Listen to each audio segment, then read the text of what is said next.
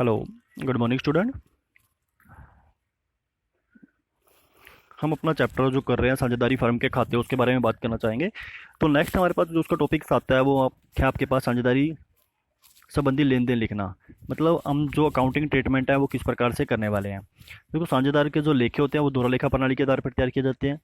एकांकी व्यवसाय के बीच में हमने कौन कौन से अकाउंट बनाए थे? ट्रेडिंग अकाउंट, व्यापारी खाता, प्रॉफिट एंड लॉस अकाउंट, लाभ हानि खाता और बैलेंस शीट स्थिति विवरण तैयार किए जाते थे। अब यहाँ पे सिर्फ जो डिफरेंस आता है वो क्या चीज़ होता है कि साझेदारी के बीच में लाभानी खाता बनाने के बाद, मतलब ये खाता तैयार करने के बाद हमें एक खाता और बनाना है जिसका नाम क्या होता है? लाभानी नियोजन खाता।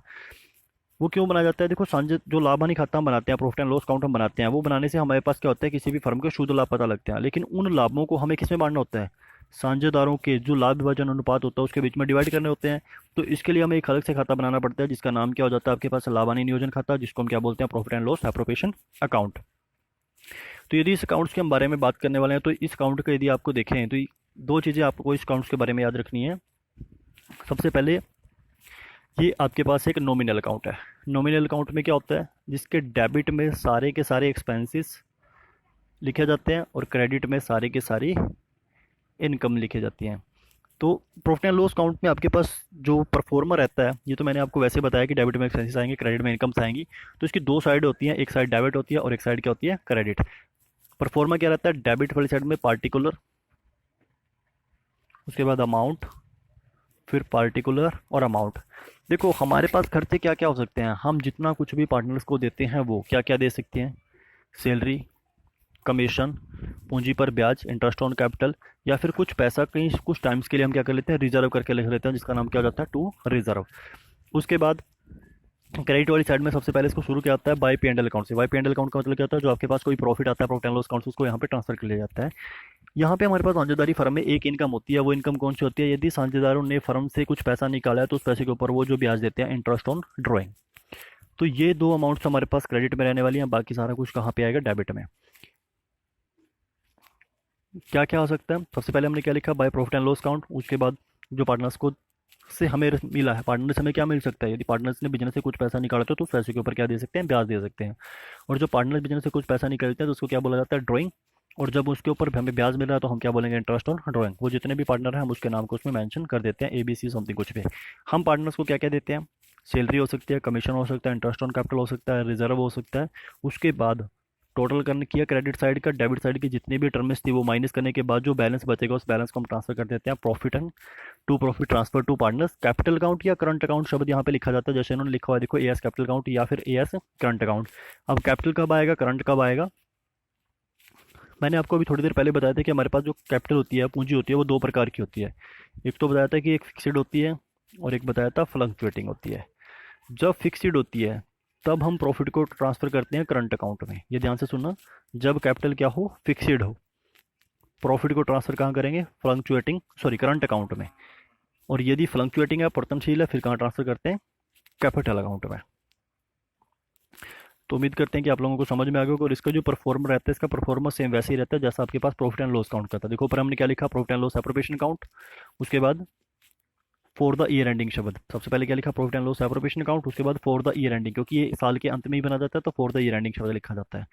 तो बस ये इसी का परफॉर्मा था। नेक्स्ट टॉपिक की बात करते हैं। तो इसी के लिए क्वेश्चंस के लिए यदि एंट्रियों की बात करें तो हमारे पास जर्नल एंट्रीज आ जाती हैं आगे कि जर्नल एंट्री कैसे करनी है। देखो, जब हम साझेदारों को पूंजी पर ब्याज देते हैं, पूंजी पर ब्याज देने के लिए हम एंट्री क्या करते हैं? Interest on capital account debit to partners capital account. उसके बाद इसी खाते को, जो इंटरेस्ट ऑन कैपिटल आई है, इसको लाभानी खाते में बंद करने के लिए, पूंजी खाते को बंद करने के लिए फिर क्या करेंगे? Profit and loss appropriation account debit to interest on capital.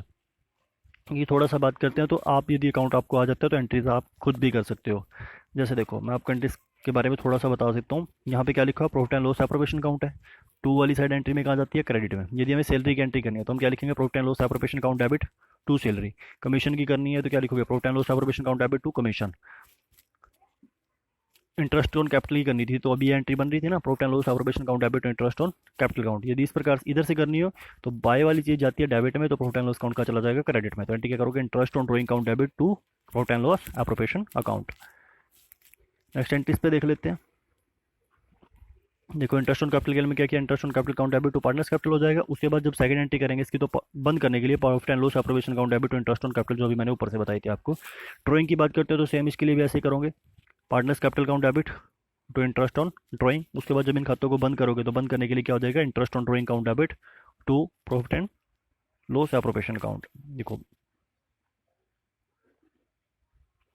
Next में हमारे पास क्या आता है, interest on drawing count debit to profit and loss appropriation account. वैसे ही साझेदारों को वेतन देने के लिए वेतन दोगे तो क्या करना पड़ेगा, पार्टनर सैलरी अकाउंट डेबिट या partner salary commission account debit to partners capital account. और जब इस खाते को बंद करेंगे तो profit and loss appropriation account debit to partner salary या कमीशन। और जब कुछ पैसा हम रिजर्व में ट्रांसफर कर देते हैं तो profit and loss appropriation account debit to reserve. उसके बाद हमारे पास जाके प्रॉफिट या लॉस बच जाता है जो partners profit and loss appropriation account से आता है।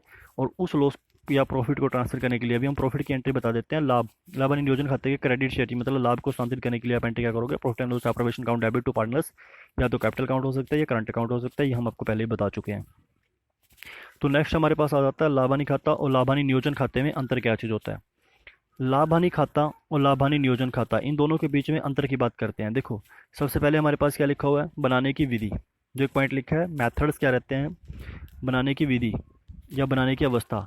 लाभ हानि खाता कब बनाया जाता है आपके पास, एकांकी व्यवसाय के बीच में बनाया जाता है। और कौन कौन से अकाउंट बनाए जाते हैं, ट्रेडिंग अकाउंट यह व्यापारी खाता ट्रेडिंग अकाउंट के पश्चात बनाया जाता है। मतलब लाभ हानि खाते की बात करता है कब बनाया जाता है, ट्रेडिंग अकाउंट के बाद बनाया जाता है। और प्रॉफिट एंड लॉस अकाउंट से आपके पास क्या पता लगता है, तो ग्रोस प्रॉफिट या फिर ग्रोस लॉस। उसके बाद यदि लाभ हानि नियोजन खाते की बात करते हैं तो ये खाता कब बनाया जाता है, ये प्रॉफिट एंड लॉस अकाउंट के भी बाद बनाया जाता है। और इस खाते में क्या होता है, जो हमारे पास लाभ हानि खाते से शुद्ध लाभ या शुद्ध हानि आती है वहाँ से तो इसको शुरू किया जाता है, लेकिन उसका मेन पर्पज क्या होता है, इस शुद्ध लाभ को साझेदारों के बीच में बांटना। देखो वो यहाँ आ जाएगी बांटने के बाद, इसका उद्देश्य किस लिए होता है, तो यहाँ पे आपने क्या लिखना है कि प्रॉफिट एंड लॉस अकाउंट के बाद बनाया जाता है और इसकी शुरुआत जो होती है प्रॉफिट एंड लॉस अकाउंट के बैलेंस से की जाती है। उद्देश्य की बात करते हैं तो लाभ हानि खाते का उद्देश्य क्या चीज़ होता है, ग्रोस प्रॉफिट या ग्रोस लॉस की कैलकुलेशन करना, मतलब शुद्ध लाभ और शुद्ध हानि ज्ञात करना। और इसका उद्देश्य क्या होता है, जो वर्ष के लाभ हुए हैं उन लाभों को क्या करना, साझेदारों के बीच में बांट देना, ये इसका उद्देश्य होता है। प्रारंभिक या अंतिम शेष, प्रारंभिक या अंतिम शेष की बात करते हैं। लाभ हानि जो लाभ हानि खाता होता है उसका प्रारंभिक और क्लोजिंग शेष नहीं होता है, लेकिन इसका प्रारंभिक और क्लोजिंग शेष हो सकता है या अंतिम शेष हो सकता है। उसके बाद आता है हमारे पास प्रबार। देखो प्रबार अथवा बंटवारा, प्रबार अथवा बंटवारे की बात करते हैं तो जो प्रॉफिट एंड लॉस अकाउंट के बीच में जितनी भी चीज़ें लिखी होती हैं वो लाभों पर प्रबार होती है। लाभों पर प्रबार का मतलब क्या होता है, बेशक आपको हानि हो जाए आपने उन व्ययों का भुगतान करना ही करना है, लेकिन इस खाते में जो डेबिट मद की जाती हैं वो लाभों पर प्रभार नहीं होती हैं, वो एप्रोप्रिएट ऑफ प्रॉफिट्स होती हैं। उनको क्या मतलब क्या होता है, लाभों का बंटवारा करना होता है सिर्फ। उसके बाद आता है साझेदारी अनुबंध। देखो साझेदारी अनुबंध की बात करते हैं, जो साझे यह खाता जो होता है वो साझेदारी अनुबंध के आधार पर तैयार नहीं किया जाता, क्योंकि जो लाभ हानि खाता होता है वो एकांकी व्यवसाय के बीच में तैयार किया जाता है, लेकिन लाभ हानि नियोजन खाता वो पार्टनरशिप फर्म में तैयार किया जाता है, तो ये साझेदारी अनुबंध के आधार पर तैयार किया जाता है। उसके बाद आता है मिलान सिद्धांत। मिलान सिद्धांत का मतलब होता है मैचिंग कंसेप्ट की आय को व्यय से मिला जाता है। तो आय को व्यय से मिलाकर इस जो लाभ हानि खाता होता है उसमें पालन किया जाता है। इस खाते को तैयार करते समय मिलान सिद्धांत अर्थात आगम का व्ययों से मिलान, आगम का व्यय, आगम क्या होती है आय और व्यय क्या होते हैं खर्चे, इन दोनों का आपस में मिलान किया जाता है या उस नियम का पालन किया जाता है। लेकिन साझेदारी के बीच में इसका पालन नहीं किया जाता है, यानी कि वहाँ पे हम कौन सा खाता बनाते हैं, लाभ हानि नियोजन खाता है। तो क्या लिखता है, इस खाते को तैयार करते समय मिलान सिद्धांत का पालन करने की कोई आवश्यकता नहीं होती है। नेक्स्ट आ जाता है हमारे पास लाभों पर प्रभार या लाभों के बंटवारे में अंतर क्या चीज़ होता है। देखो लाभों के प्रभार या लाभों के बंटवारे के अंतर में अभी हमने बात की थी। सबसे पहले हम बात करते हैं इसकी प्रकृति की। प्रकृति क्या चीज़ होती है, लाभों पर प्रभार के अंतर्गत वे व्यय आते हैं चाहे आपको हानि ही क्यों ना हो जाए, आप लोगों को उनका भुगतान करना ही करना पड़ता है। तो क्या लिखता है, यह उन व्ययों को सूचित करता है जो शुद्ध लाभ अथवा हानि ज्ञात करते समय लाभों में से क्या किए जाते हैं, घटाए ही जाते हैं। चाहे तो आपको शुद्ध लाभ हो या आपको क्या हो जाए, हानि हो जाए, लेकिन आपको इन लाभों में से क्या करना पड़ेगा, घटाना ही पड़ेगा। उसके बाद आता है लाभों का बंटवारा। यह विभिन्न शीर्षकों में शुद्ध लाभ के बंटवारे को सूचित करते हैं, मतलब आपको लाभ किस प्रकार से बांटना है कैसे नहीं, उन चीज़ों को डिनोट करके आपके पास लिखेंगे। उसके बाद आता है हमारे पास लेखांकन की बात करते हैं, रिकॉर्डिंग की बात करते हैं। तो क्या कहता है कि जो लेखांकन होता है लाभों पर प्रभार जो होता है वो कहाँ लिखे जाते हैं, प्रॉफिट एंड लॉस अकाउंट के बीच में, और ये कहाँ पे लिखे जाएंगे, profit and loss appropriation account के बीच में। आवश्यकता अथवा नहीं, मतलब देखो क्या चीज़ कहता है कि यदि हानि हो रही हो आपको, हानि होने की दशा में क्या होगा, इन सारे खर्चों को लाभों में से चार्ज करना आवश्यक हो जाता है, लेकिन नियोजन के बीच में ऐसा नहीं, ऐसा संभव नहीं है, एप्रोप्रिएशन में ऐसा नहीं है। ऐसा तब करेंगे तब लाभ होंगे, हानि की दशा में इनको नहीं किया जाता। ये होता है लाभों का बंटवारा। उदाहरण की बात करते हैं तो ऐसे कुछ लाभ जो हमें करने ही पड़ते हैं। देखो साझेदारों का ऋण है, यदि साझेदारों ने हमें ऋण दिया तो उसके ऊपर 6% की दर से आपको ब्याज देना ही देना पड़ेगा, चाहे आपको हानि ही क्यों ना हो जाए। ऐसे ही आपके पास क्या हो सकता है, रेंट हो सकता है, कुछ भी लगा लो, वो सारे रेंट हो सकता है, या फिर साझेदारों को दिया गया किराया हो सकता है, ठीक है। और इसके बीच में आपने क्या यहाँ हमारे पास आ जाते हैं साझेदारी से संबंधित। साझेदारी से संबंधित क्या सकते हैं, जैसे पूंजी पर ब्याज, साझेदारों को जो पूंजी पर ब्याज दिया जाता है profit and loss appropriation account पे दिया जाता है। यदि आपको लॉस ही हो रखे हैं तो हम क्यों देंगे, यदि हमें प्रॉफिट होगा तभी देते हैं, अदरवाइज नहीं देंगे। उसके बाद साझेदारों का वेतन। तो ये सारी की सारी बातें क्लियर हो जाती हैं। नेक्स्ट की तरफ चलते हैं, हमारे पास आ जाता है पूंजी पर ब्याज। देखो, हमने इसके बारे में सिंपल सी बात क्या की थी कि साझेदारों को पूंजी पर ब्याज तभी दिया जाएगा जब साझेदारी संलेख में उसका प्रावधान किया गया है।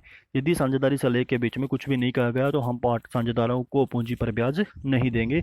सिर्फ ये चीज़ इसके बीच में आती है। तो क्या लिखता है, साझेदारों को पूंजी पर ब्याज केवल तभी दिया जाएगा जब उसके पूंजी पर ब्याज देने का स्पष्ट ठहराव हो। यदि ऐसे ठहराव के अनुसार पूंजी पर ब्याज दिया जाना है तो इसकी गणना समय के अनुसार ब्याज की दर और पूंजी की राशि के आधार पर करनी चाहिए। वो तो है, ये क्लियर सा पॉइंट आ जाता है। उसके बाद आती है आहरण पर ब्याज, जो सबसे इंपॉर्टेंट टॉपिक रहता है। देखो, अब आहरण पर ब्याज भी तभी चार्ज किया जाता है जब साझेदारी से लेख में इसका स्पष्ट वर्णन हो। और उसके बाद आते हैं कि आहरण पर जो ब्याज होता है ना, सदैव आहरण की तिथि के आधार पर लगाया जाता है। और याद आपने क्या याद रखना है, यदि आपके पास क्वेश्चंस में ड्राइंग के लिए किसी तिथि का नहीं दिया जाता, मतलब किसी भी तिथि का वर्णन नहीं किया गया, हमें पता नहीं है कि कब ड्राइंग की गया है, तो याद रखना वहाँ पे हमेशा कितने महीने का ब्याज लगाना है, 6 महीने का ब्याज लगाना है। क्योंकि यह मान लिया जाता है कि जो आहरण है समान राशि से वो सारे वर्ष, यानी कि पूरे वर्ष एक अमाउंट्स में, यानी कि समान राशि में किए गए होंगे। देखो, यहाँ पे आपके पास एक एग्जांपल्स दिया हुआ है। एग्जांपल्स में क्या बोलते हैं कि उदाहरण के लिए यदि किसी साझेदार ने वर्ष के दौरान 8,000 रुपये आहरण किए हैं और 15% की दर से वार्षिक ब्याज है, तो क्या होगा, 8,000 का 15% लगाया, लेकिन साथ में हमें उसका 6 महीने का भी निकालना है, तो 600 रुपये उसके क्या उसके बनते हैं, पूंजियों पर ब्याज बनेगा। उसके बाद नेक्स्ट में हम बात करते हैं साझेदारों के पूंजी खाते। ये दो खाते वही हैं जो हमने अभी बताए थे, फिक्सेड अकाउंट और फ्लक्चुएटिंग अकाउंट। साझेदारों के पूंजी खातों की बात कर सकते हैं, तो क्या लिखा है, साझेदारों के लिए एक अलग से पूंजी खाता बनाया जाएगा। वो साझेदार द्वारा लगाई गई पूंजी, उसके बीच में क्या होगा, उसके द्वारा किए गए आहरण, वेतन, पूंजी पर ब्याज, उसके हिस्से का लाभ आदि, मतलब सारे का सारा जो कुछ भी उसने एक साझेदारी फर्म से संबंधित किया है वो सारे का सारा उसके बीच में मेंशन किया जाएगा। वो क्या क्या हो सकते हैं, सबसे पहले तो उसने जो कैपिटल लगाई थी वो, यदि उसने बिजनेस से कुछ पैसा निकाला है तो वो, उसके बाद उसको वेतन मिला है तो वो आ जाता है, पूंजियों पर ब्याज मिला है तो वो, और उसके लाभ का यदि कोई हिस्सा उसको डिवाइड किया गया है तो वो सारे के सारा उसमें ट्रांसफर कर दिया जाता है। तो अब यहाँ पे आता है कि पूंजी खाते के दो प्रकार होते हैं। सबसे पहले हमारे पास आता है स्थायी पूंजी खाता, दूसरा आता है स्थायी अथवा परिवर्तनशील या चल पूंजी खाता। सबसे पहले हम बात करने वाले हैं स्थायी पूंजी खाता। स्थायी पूंजी खाते में क्या होता है, देखो थोड़ा ध्यान से देखना। स्थायी पूंजी खाते की यदि हम बात करें तो स्थायी पूंजी क्या होती है, स्थायी पूंजी खाता इसके नाम से स्पष्ट है, फिक्स्ड कैपिटल अकाउंट, मतलब जो आज कैपिटल शुरू में है वही अंत में रहेगी, वही अगले साल रहेगी, उसके बीच में कोई भी परिवर्तन नहीं आएगा। इसके थ्योरीज के बीच में ये लिखा जाता है कि आपके पास जब साझेदार यह निश्चित कर लेते हैं कि उनकी पूंजियों में किसी प्रकार का कोई परिवर्तन नहीं किया जाएगा, तो ऐसी दशा में क्या होता है कि उनके पूंजी खाते क्या रहेंगे, स्थायी रहेंगे। जब यह विधि अपनाई जाती है तो प्रत्येक साझेदार के लिए एक करंट अकाउंट और खोला जाता है जिसमें उसके द्वारा किए गए आहरणों पर ब्याज, डेबिट अथवा क्रेडिट, ये सारे सारा मैं आपको बता देता हूँ। देखो, जब आपके पास कैपिटल फिक्स है तो हम उस दशा में profit and loss appropriation account के बाद दो अकाउंट बनाएंगे। एक तो बनाओगे आप पार्टनर्स कैपिटल अकाउंट और एक बनाएंगे हम करंट अकाउंट।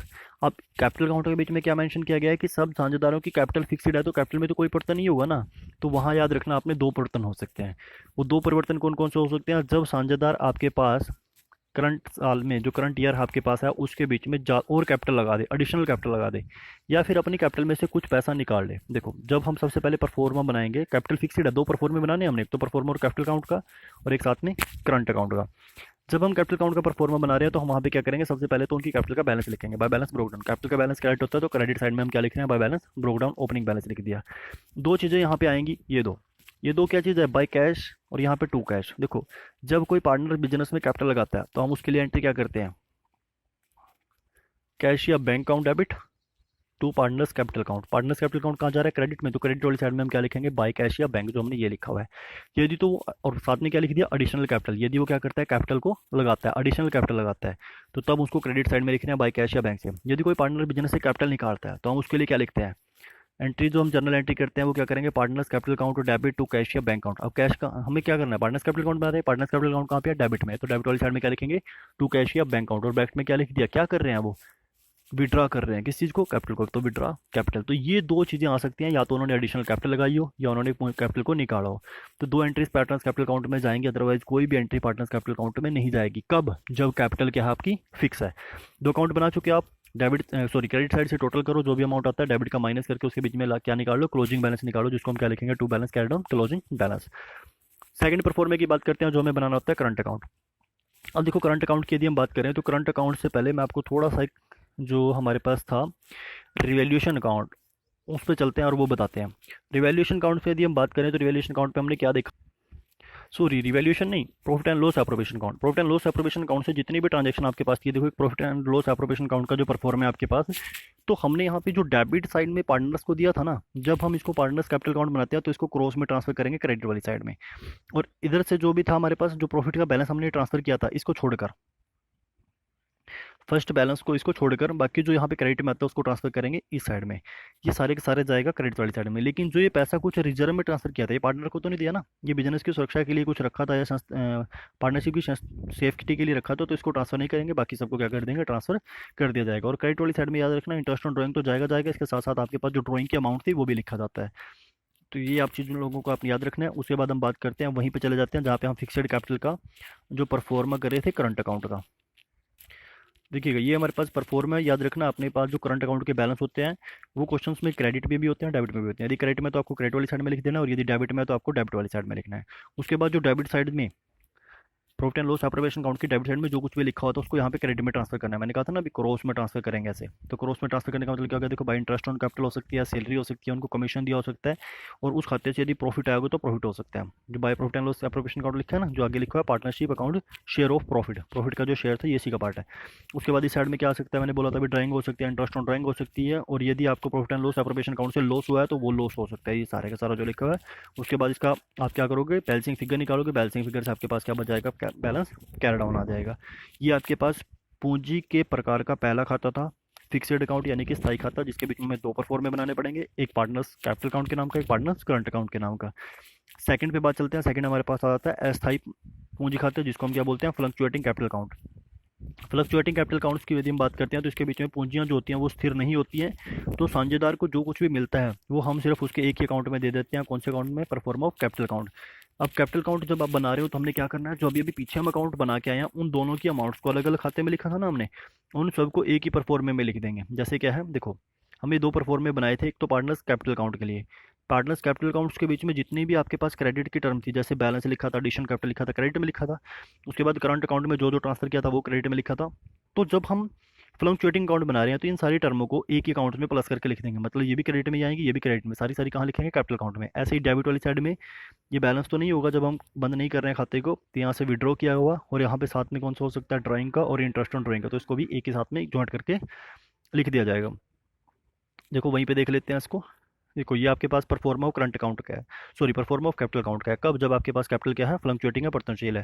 तो यहाँ पे क्रेडिट वाली साइड में हमने सबसे पहले क्या लिखा, वही कैपिटल का जो बैलेंस था, उसके बाद एडिशनल कैपिटल लगाई, फिर वही इकट्ठा करके लिख दिया जो करंट अकाउंट में लगाया था, interest on capital, salary, commission या फिर प्रॉफिट, सारे सारा इकट्ठा आ गया। और यहाँ पे हम बात करें तो इंटरेस्ट और सॉरी ड्राइंग और इंटरेस्ट ऑन ड्राइंग आ जाता है, और साथ में जो प्रॉफिट एंड लॉस अकाउंट का जो लॉस था वो आ गया, और साथ में जो बैलेंस आप निकालोगे टोटल करने के बाद जो डिफरेंस आएगा वो आ जाता है। उम्मीद करता हूँ कि दोनों परफॉर्म में आप लोगों को समझ में आ गए होंगे। तो नेक्स्ट की बात करते हैं, स्थायी पूंजी खाता और पतनशील पूंजी खाते क्या चीज़ होते हैं। देखो अभी अभी हम पढ़े हैं, पढ़ के ही आए हैं, पूंजी में पड़तन। जब स्थायी पूंजी खाते होते हैं तो पार्टनर्स की पूंजी में जो परिवर्तन होते हैं वो नहीं होते हैं, वो जीवन भर ऐसे ही चलते हैं। जो बैलेंस ओपनिंग का होता है वही बैलेंस क्लोजिंग का रहता है, क्योंकि उसके बीच में कुछ भी ट्रांसफर नहीं किया जाता है। याद रख लेना, कुछ विशेष दो परिस्थितियां होती हैं, वो दो परिस्थितियां कौन कौन सी होती हैं। सबसे फर्स्ट तो जो आपके पास आएगी वो आएगी एडिशनल कैपिटल, कि जब पार्टनर एडिशनल कैपिटल लगा दें, और सेकंड इज आती है तो विड्रॉल की, जब पार्टनर्स क्या कर लेते हैं, कैपिटल को विड्रॉल कर लेते हैं वो। उसके बाद बात करते हैं पर्तनशील पूंजी खाते की। पर्तनशील पूंजी खाते की यदि हम बात करें तो पूंजी खातों में जो समय समय पर क्या होते रहते हैं, इसके बीच में परिवर्तन चलते रहते हैं, इसके बीच में समय समय पर परिवर्तन होते रहते हैं। उसके बाद बात करते हैं खातों की संख्या। जब हम स्थायी पूंजी खाता बनाते हैं तो हम खाते दो खाते बनाए जाते हैं। दो खाते कौन कौन से, एक तो पूंजी खाता और एक चालू खाता, यानी कि जो अभी हम करके आए हैं, एक तो कैपिटल अकाउंट था और एक सेकंड इज कौन सा था, करंट अकाउंट। हिंदी में ये पूंजी खाता हो जाता है और करंट अकाउंट क्या हो जाता है, चालू खाता। और परिवर्तनशील पूंजी खाते की बात करें तो इसमें एक ही खाता बनाया जाता है, जो कौन सा होता है, पूंजी खाता ही बनाया जाता है। नेक्स्ट की बात आती है लेखांकन का जो ट्रीटमेंट जो है इसके बीच में कैसे किया जाएगा। लेखांकन का व्यवहार, सबसे पहले देखो स्थायी पूंजी खाते में जो लेखांकन आता है उसमें क्या होता है, जैसे आहरण पूंजी पर ब्याज, आहरण पर ब्याज, वेतन, लाभ और हानि के हिस्से आदि का लेखा कहाँ किया जाएगा, ये पूंजी खाते में न करके हम कहाँ पे करते हैं, चालू खाते में करते हैं, करंट अकाउंट में करते हैं। और जो पर्तनशील आपके पास, पर्तनशील में एक ही खाता खोला जाता है, पूंजी खाता है, तो ये सब व्यवहार जितने भी अभी हमने बताया, चाहे वो ड्राइंग का, इंटरेस्ट ऑन ड्राइंग का है, पूंजी पर ब्याज है, सैलरी का है, कमीशन का है, वो सारे सारे कहाँ लिखे जाते हैं, पूंजी खाते में लिखे जाते हैं। क्या पूंजी खाता ऋणात्मक शेष प्रदर्शित कर सकता है, पूंजी खाता ऋणात्मक शेष पर जो है कभी भी प्रदर्शित नहीं करेगा, लेकिन जो आपके पास करंट अकाउंट होता है, चालू खाता होता है, वो ऋणात्मक शेष प्रदर्शित कर सकता है, याद रखना, ठीक है। तो नेक्स्ट टॉपिक पे हम चलते हैं, हमारे पास आता है पूंजी खाते और चालू खाते में अंतर। देखो, चालू खाते, पूंजी खाते में और चालू खाते में अंतर की हम यदि बात करें तो यहाँ पे क्या है, कब तैयार किया जाता है कैपिटल अकाउंट। कैपिटल अकाउंट तो आपके पास दोनों ही प्रकार की कैपिटल हो सकती है, तभी क्या किया जा सकता है, चाहे आपके पास पूंजी परिवर्तनशील है और चाहे पूंजी स्थायी है, तो दोनों ही दशाओं में हम क्या करते हैं, कैपिटल अकाउंट तैयार करते हैं। लेकिन करंट अकाउंट कब ओपन किया जाता है, जब आपके पास पूंजी क्या होती है, स्थायी होती है, फिक्सेड होती है, तब तैयार किया जाएगा। शेष की बात करते हैं, जो पूंजी खाता होता है वो हमेशा क्या करेगा, स्थायी पूंजी पद्धति से तैयार किया जाता है और इसका हमेशा क्रेडिट शेष होता है, कभी भी डेबिट नहीं आएगा, क्योंकि अभी हम बता के आ चुके हैं जो पूंजी खाता होता है वो कभी भी ऋणात्मक शेष प्रदर्शित नहीं करेगा। ऋणात्मक शेष प्रदर्शित कर देता है तो वहाँ पे डेबिट शेष बनता है, और इसलिए इसका बैलेंस जो होगा हमेशा क्या रहेगा, क्रेडिट रहेगा, क्योंकि ये कभी भी ऋणात्मक शेष प्रदर्शित नहीं कर सकता। और करंट अकाउंट आपको ऋणात्मक भी दे सकता है और धनात्मक भी दे सकता है, तो इसी का खाता जो होता है वो डेबिट भी हो सकता है और क्रेडिट, दोनों को दोनों प्रदर्शित कर सकता है। तो उम्मीद करते हैं कि आप लोगों को थ्योरी समझ में आ रही होगी। यदि किसी प्रकार का कोई डाउट है तो हमसे डिस्कस कीजिएगा। आज के लिए इतना ही स्टूडेंट, थैंक यू।